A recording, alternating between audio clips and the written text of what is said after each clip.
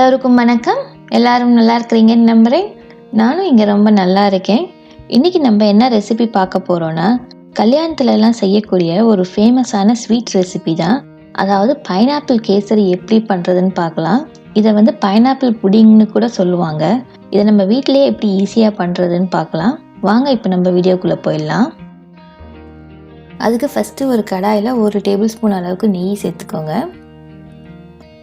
நெய் உருகுனதில் இல்லை ஒரு 10 முந்திரி பருப்பு இந்த மாதிரி உடச்சி சேர்த்துக்கோங்க. சேர்த்துட்டு அதை நல்லா நம்ம ரோஸ்ட் பண்ணிக்கலாம் பொன்னிறமாக வர வரைக்கும்.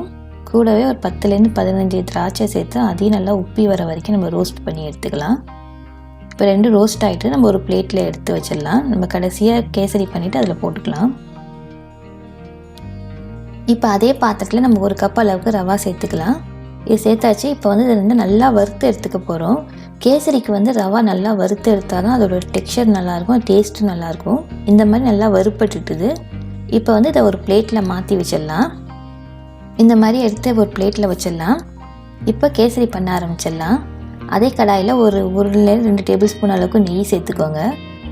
நெய் உருகுனதுக்கப்புறம் 1 கப் அளவுக்கு பைனாப்பிள் இந்த மாதிரி பொடியாக நறுக்கி சேர்த்துக்கோங்க. நம்ம சாப்பிட்றப்ப அது வாயில் வரப்போ நல்லாயிருக்கும். கூடவே ஒரு 1/4 கப் அளவுக்கு சுகர் சேர்த்துக்கோங்க. சேர்த்துட்டு இதை நல்லா வதக்கிக்கலாம். நம்ம இதில் வந்து பைனாப்பிள் வந்து அந்த சுகர்லேயே குக் ஆகணும். உங்கள் பைனாப்பிள் ரொம்ப புளிப்பாக இருந்ததுன்னா இன்னும் கொஞ்சம் சுகர் சேர்த்துக்கோங்க. இது பைனாப்பிளோட ஸ்வீட்னஸை பொறுத்து நம்ம சுகர் வந்து அட்ஜஸ்ட் பண்ணிக்க போகிறோம். இப்போ நல்லா வெந்துட்டுது இந்த மாதிரி. இப்போ நம்ம வறுத்து வச்சுருக்க ரவையும் அதில் நம்ம சேர்த்துக்கலாம்.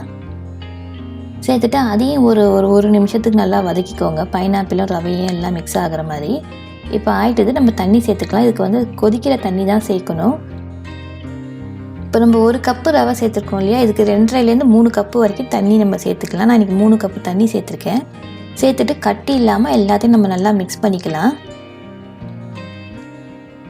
பாருங்கள், எல்லாம் நல்லா மிக்ஸ் ஆகிட்டு இதில் வந்து நான் எல்லோ பவுட்ரு சேர்க்குறேன். அந்த கலர் வந்து பைனாப்பிள் கேசரி எல்லோவாக இருந்தால் தான் நல்லாயிருக்கும். உங்களுக்கு கலர் பிடிக்காதுன்னா கலர் போடாதீங்க, இது ஆப்ஷனல் தான். சேர்த்துட்டு இதை நல்லா மிக்ஸ் பண்ணிடலாம். இப்போ எல்லாம் நல்லா மிக்ஸ் ஆகிட்டு ரவையும் வெந்துட்டுது. இப்போ சர்க்கரை சேர்த்துடலாம். இதில் வந்து ஒரு 3/4 கப் அளவுக்கு சர்க்கரை சேர்த்துக்கோங்க. சேர்த்துட்டு இதை நல்லா மிக்ஸ் பண்ணி விட்டுடலாம். சர்க்கரை இன்னும் வேணும்னா நீங்கள் கொஞ்சம் கூட போட்டுங்க. பைனாப்பிள் புளிப்பாக இருந்ததுன்னா கொஞ்சம் சர்க்கரை கூட போட்டுக்கோங்க. இப்போ நல்லா மிக்ஸ் பண்ணிக்கிட்டே இருக்கலாம். ஒரு 3லேருந்து 4 நிமிஷம் ஆகும் சர்க்கரை வேகிறதுக்கு. அப்புறம் இதில் கொஞ்சோண்டு உப்பு சேர்த்துக்கோங்க. ஒரு பிஞ்ச் அளவுக்கு சேர்த்துக்கோங்க. அப்போ ஏன்னா சுகரை வந்து தூக்கி காட்டும். கூடவே கொஞ்சம் ஏலக்காய் பொடியும் சேர்த்து இப்போ அதையும் நல்லா நம்ம மிக்ஸ் பண்ணிடலாம். இப்போ நம்மளோட பைனாப்பிள் கேசரி ரெடி ஆகிட்டுது. இதில் வந்து நம்ம வறுத்து வச்சுருக்க முந்திரி பருப்பு அப்புறம் பாக்கி இருக்கிற நெய்யெல்லாம் அதில் சேர்த்துடலாம். நான் இப்போ முந்திரி பருப்பை சேர்த்துடலாம் வறுத்து வச்சுருக்கிறத. கூட வந்து இதில் 2லேருந்து 3 டேபிள் ஸ்பூன் அளவுக்கு நெய் சேர்த்துக்கோங்க.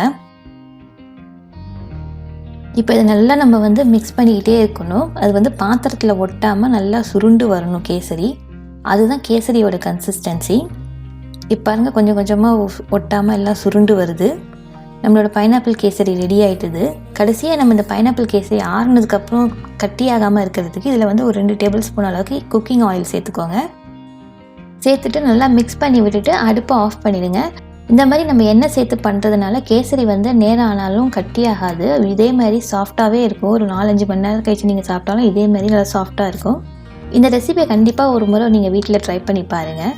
ட்ரை பண்ணி பார்த்துட்டு எப்படி வந்ததுன்னு கமெண்ட்டில் உங்களோட ஃபீட்பேக்கை கொடுங்க. இந்த வீடியோ பிடிச்சிருந்தா உங்கள் ஃப்ரெண்ட்ஸ் அண்ட் ஃபேமிலி கூட ஷேர் பண்ணுங்கள். இந்த வீடியோவுக்கு மறந்துடாமல் ஒரு லைக் போடுங்க. என் சேனலுக்கு இன்னும் சப்ஸ்கிரைப் பண்ணாதவங்க சப்ஸ்கிரைப் பண்ணிக்கோங்க. கூட இருக்க பெல் பட்டனையும் ப்ரெஸ் பண்ணிக்கோங்க. வாங்க நம்ம இன்னையோட குரல் என்னன்னு பார்த்தலாம். பழி அஞ்சி பாத்துன் உடைத்தாயின் வாழ்க்கை வழி எஞ்சல் எஞ்ஞான்றும் இல். அதாவது இறந்து தென் திசையில் வாழ்பவர், தேவர்கள், விருந்தினர், சுற்றத்தார், தான் எனும் 5 பேருக்கும் செய்ய வேண்டிய அறத்தை தவறாமல் செய்வது சிறப்பு என்பது இந்த குறளோட பொருள்.